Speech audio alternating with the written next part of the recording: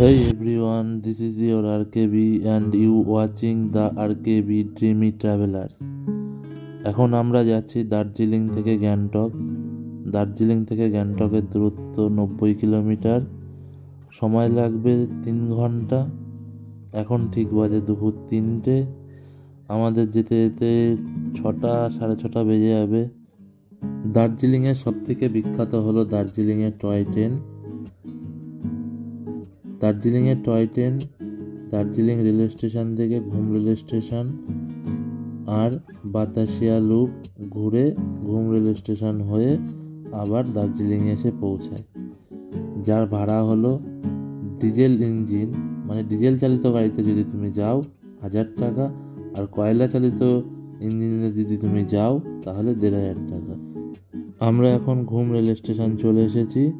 ঘুম railway station হলো পৃথিবীর সর্বোচ্চতম উঁচু রেলওয়ে স্টেশন, যার উচ্চতা হলো 7410 ফিট।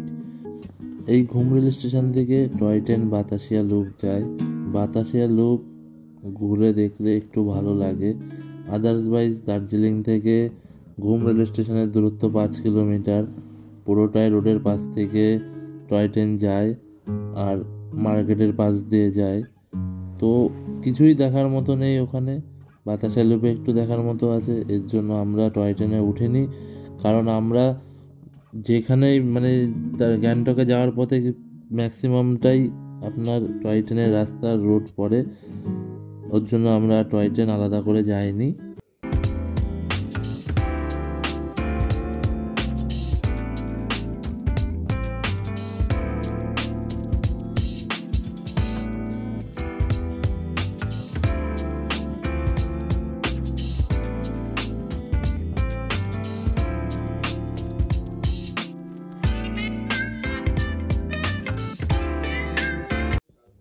সানসেট ভিউ পয়েন্ট সামনেই, কিন্তু যা ওয়েদারের অবস্থা, যা কুয়াশা, কিছুই দেখা যাবে না।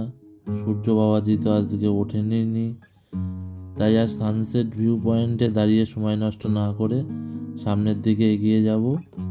কালিম্পং আর মাত্র 47 কিলোমিটার, তিস্তা ব্রিজ 29 কিলোমিটার।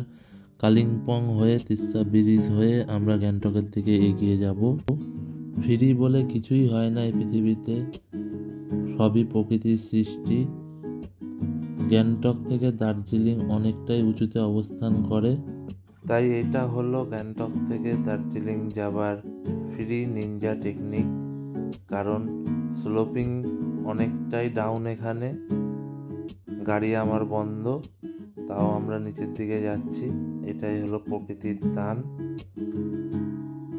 আমরা এখন ফরেস্টের মধ্যে দিয়ে যাচ্ছি। এই ফরেস্টটা অনেকটাই বড়। আমাদের রুম থেকে বেরোনো অনেকটাই দেরি হয়ে গেছে এই ওয়েদারের কারণে, আর 1 ঘন্টা আগে বেরোলে ঠিক হতো, কারণ ওয়েদারটা অনেকটাই খারাপ এখন।